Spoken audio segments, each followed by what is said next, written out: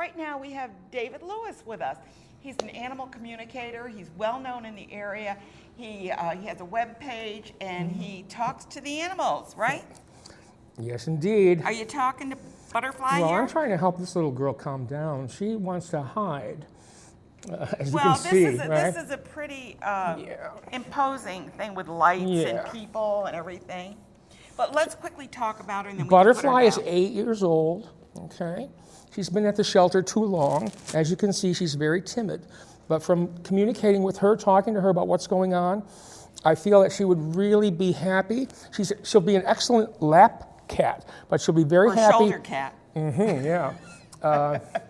And also, just with this older couple or older individual. More mature, yeah, she just doesn't like a lot of fuss, okay? Yeah. I mean, anybody could take her, but she might, if there were a busy family, she'd spend a lot of time in hiding. Yeah, and it's better for her to, to just be able to hang out Well, do you with think somebody. that when you have an animal like this, once they get into their surroundings and they know that it's a forever place, they're going to adjust? Exactly. I really feel that with her. The problem is that's because she's so shy, nobody wants her because they think, well, I don't want a cat that, doesn't look me in the eye. Well, you have to give her a little shot, give her a few weeks. Take her and give her a few weeks. Right. Now you're going to probably have to put her back I think that's not a bad idea. I'm starting to get clawed. Well, that's all right. Well, Buttercup, we hope that Butterfly. You're a little Buttercup too. She's a sweetie. Look at her. She's beautiful. She's going to be good. She needs a little nurturing. Right. Well, maybe someone in the audience, who knows, will take Butterfly home. Look at the camera, we'll let you put her in there, and I'll talk a little bit about the Animal Protective Foundation. They're located at 53 Maple Avenue, and they do have a cat room where you can go in and look at all the cats in there. But they also have dogs, and I'm sure bunny rabbits, and if there's a tarantula that was surrendered, they might even have that. Who knows? But they do have quite a selection, and I want to encourage you to adopt a pet that has been surrendered or has been found stray. But right now, we're going to be hearing, how did you get involved with the Animal Protective Foundation? Years ago, I just contacted them, and I have a thing that I do, the talk that I give where I tell stories about the kind of work and what happens with the work. I did a benefit for them, and we raised $500 or $600 for the spay and neuter I have seen clinic. You in action, and people are amazed at and they've even gone home with their animals. The person about the bed, I remember that story. Right, yeah. And they said, oh my gosh, Yeah. I just talked to the dog. I said, your mother needs sleep too, I said, go to sleep with your mom. When the sun comes up, you both get up. You don't need to get back and forth all night, And then, it worked. Yeah, they understand. They understand fairness. They understand respect. They understand logic. And let's talk to David a little bit to find out, how does he communicate with them? Does he talk to them? He says he talks to the animals, but you do it in a different way, It's right? a very quiet process. It's internal.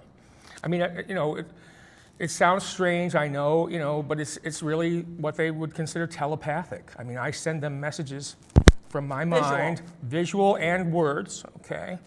For instance, there was a golden retriever I've been working with, and he was growling at the woman's granddaughter, okay, who's 14 months, growling at her. Jealous? Okay?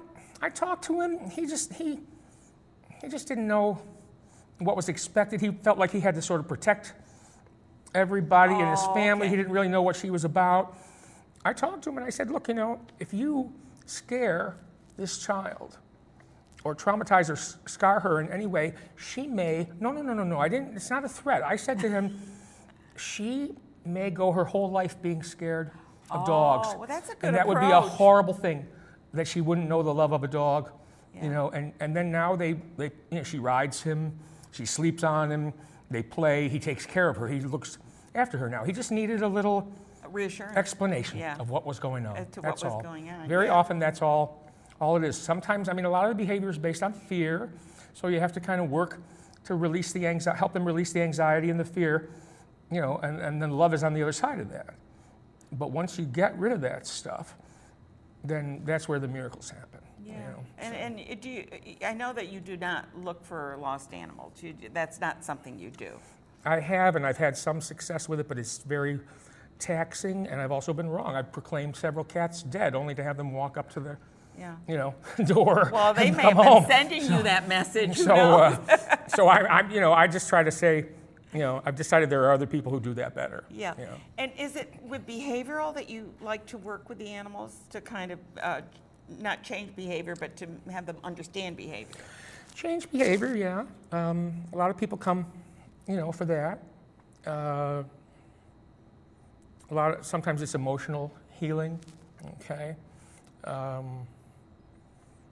Whatever the people need, sometimes they just want to know, sometimes it's physical. I can feel the physical issues in their bodies. Okay, that they're so ill. when I they're tune in, okay. I'll say, well, okay, the leg is, the back leg hurt. They'll say, yeah, he is limping. Okay, so go get a chiropractic adjustment or massage the hips or whatever. I'm not a vet. I can't prescribe anything, but I certainly can direct them. And if they say, he's off, my dog is just a little off, I don't know what's going on, I can maybe point them in the right direction, say, go to the vet and tell them to check. Now you have an event coming up. Yes, Catskill Point. So let's talk about that. Yeah. It's an all-day festival at Catskill Point, which is a lovely little spot. Where is that located? In Catskill, right on the river. Okay. There's a little historic museum there. It's a beautiful space, and Come to the River is a festival to benefit the New Baltimore Reformed Church. My sister-in-law is the minister there. And I'm going to have a booth set up all day, and I'm also going to give a little talk from 11:05 So if someone brings their animal to you, you will give them a mini session. We'll do a little mini session, 15 minutes for $20, minimal investment, a little check-in kind of thing. I'll be doing that from 9 to 5. Also a little talk and demonstration. Or do you have any limitations at the type? Do you do dogs only? Do you do cats?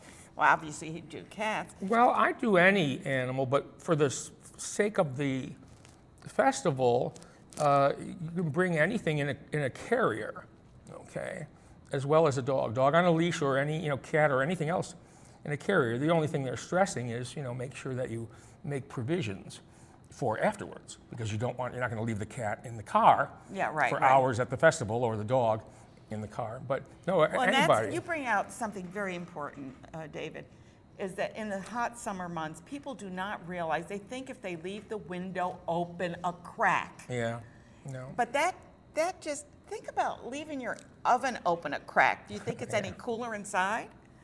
It isn't. It doesn't work. But no, you can bring anything in a carrier. One time I was at one of these events, and a little girl came in with a carrier, and I assumed it was a cat. It was her pet chicken named Ashley that she brought to talk to me.